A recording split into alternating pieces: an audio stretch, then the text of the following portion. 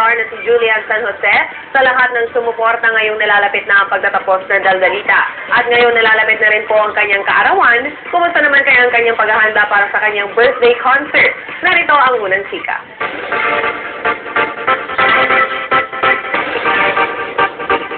Huling 2 linggo na lang at magwawakas na ang storya ng cute na si Daldalita. At kahit nangihinayang sina Elmo Magalon at Julian San Jose sa pagwawakas na ito, nais naman nilang magpasalamat sa lahat ng mga taong tumangkilik sa kanilang programa.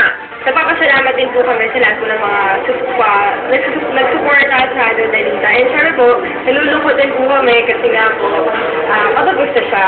Pero masaya kami na yung show namin ay nagbibigay ng maraming magagandang storya, ay maraming magandang lesson. Para hindi lang for the kids but for the family.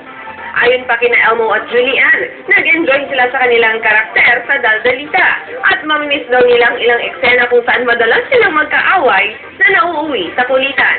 May mga scenes kami dito parang madalas kami nag-aaway, away pati, ganun. Siguro yun.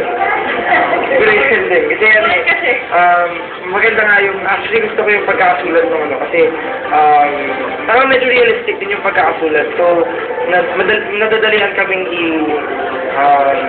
i-project sa mga tao.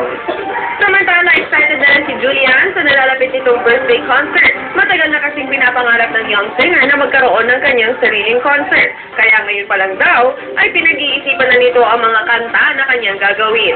Invited naman kaya si Elmo sa espesyal na event na ito ni Julian. Oo naman. Siyempre, kailangan ko po maghanap ng mga ibang songs. Kung hindi na lang kasali, oo. Ako naman po. I'm inviting you.